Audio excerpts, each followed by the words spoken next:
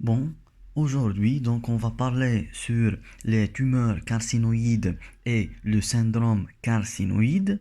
Donc, il faut savoir que ces tumeurs carcinoïdes sont dites des tumeurs neuroendocrines. Donc pourquoi? Parce ils ont deux composantes, une composante neurologique et une composante qui est endocrine. Donc ils sont appelés carcinoïdes. Donc pour la raison que carcinoïde veut dire cancer-like. En plus de ça, il y a la composante hyoïde parce que l'évolution de cette humeur, c'est une évolution qui est lente dans le temps. Bon, ces tumeurs-là, donc ils vont toucher le tube digestif, le poumon et le pancréas, mais la zone la plus touchée, c'est le tube digestif, plus précisément, donc c'est l'intestin grêle.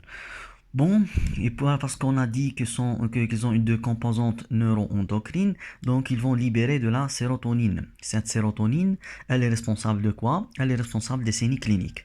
Donc, elle va donner des diarrhées parce que la sérotonine, elle va accélérer le transit de tube digestif.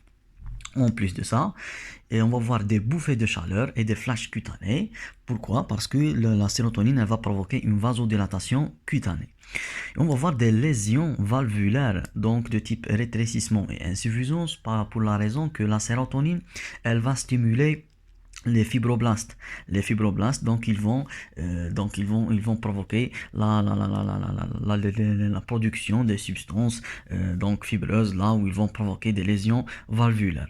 Bon, ce qu'il faut savoir que des tumeurs carcinoïdes, donc ce n'est pas le synonyme d'un syndrome carcinoïde. Parce que, quand on dit un syndrome carcinoïde, veut dire qu'on a des tumeurs carcinoïdes et on a les symptômes et les signes cliniques qu'on a discuté auparavant.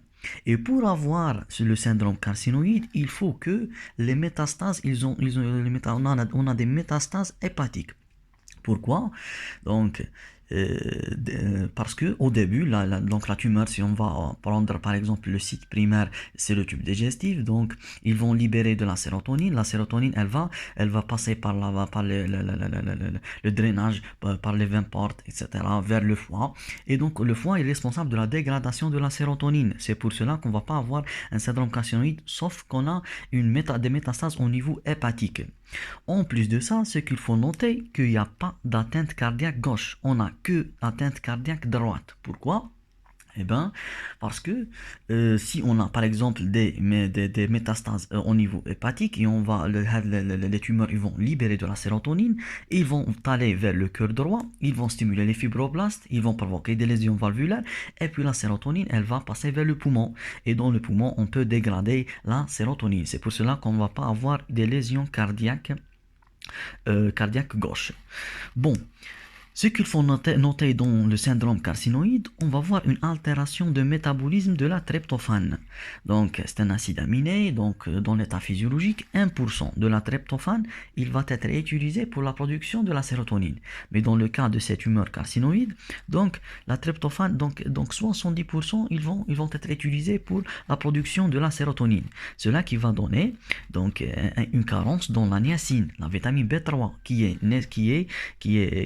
nécessaire, donc le tryptophane il est nécessaire pour le métabolisme de la vitamine B3 et donc on va voir une carence de la niacine et de la B3 et cette carence de la niacine elle va donner la maladie ce qu'on appelle la peau aigre.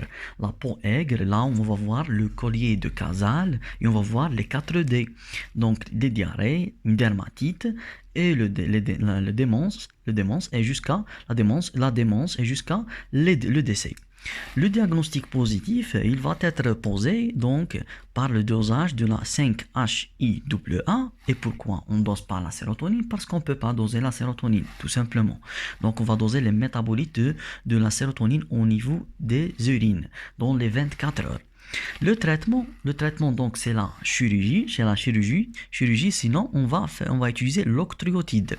Pourquoi on utilise l'octreotide? L'octreotide, donc c'est un analogue de la somatostatine. Donc ils ont trouvé qu'au niveau de cette tumeur-là, il y a des récepteurs de la somatostatine et donc que quand on va donner l'octreotide, qui est un analogue de la somatostatine, on va bloquer la sécrétion de la sérotonine.